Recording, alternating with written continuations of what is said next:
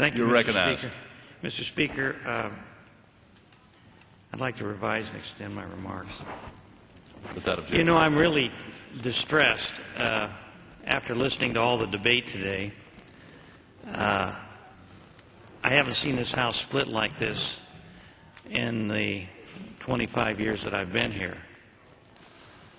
And I'm really concerned not only about the future of Iraq and our troops over there, but I'm concerned about the future of this country. After 9/11, we were told by the President that this was going to be a long, arduous war against al-Qaeda, and that we had to go after terrorists around the world wherever they are. Al-Qaeda has attacked the Cole, as has been mentioned, USS Cole. It's attacked our embassies in Africa. It's attacked our residences in Saudi Arabia. It's attacked in Britain. It's attacked in France. It's attacked in Spain. They aren't going to go away.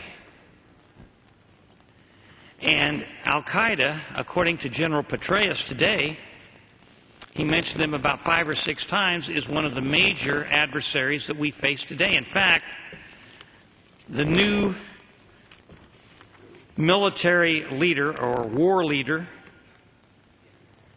that's the successor to al-Zarqawi, who was killed in 2006, a member of al-Qaeda, is al-Muhajir, an al-Qaeda leader who's now the head of the military wing of al-Qaeda and the terrorist movement in Iraq. And they have stated that they want to create an Islamic State, and they're hell-bent to do it. Al-Qaeda, they're the ones that attacked the World Trade Center and killed 3,000 Americans. They're the ones that flew the plane into the Pentagon. They're the ones that attacked the plane and it flew into the ground in Pennsylvania. Al-Qaeda. And they're the ones that apparently, according to the majority, are going to drive us out of Iraq. And if they do, my concern is that that will be a breeding ground and a launching pad for terrorism, not only in the Middle East, but around the world. I really have concern about that. And if that happens, I think that what will happen is we'll be involved in a much, much bigger war down the road. We may be, if we pull out of Iraq, and I have no doubt that the opposition is going to push like the dickens to get it done. If we pull out of Iraq before the job's done, and I have sympathy for our troops and their families and everybody else, but if we pull out of Iraq before the job's done, I think we may very well be sowing the seeds for World War III. And as I've said on this floor a number of times, and I've talked to my colleagues, appeasement and weakness leads to horrible things. Lord Chamberlain going to Munich and talking to Hitler and appeasing him led to 62 million people dying in World War II. We're now in the nuclear age. We have people who will blow themselves up in order to get their aims. They don't want to live. They want to die. They want to be martyrs. And can you imagine what will happen if Iran develops a nuclear program and they have briefcase nuclear weapons? They'll blow themselves up with a nuclear weapon. And as I said earlier today, 2 blocks from here they could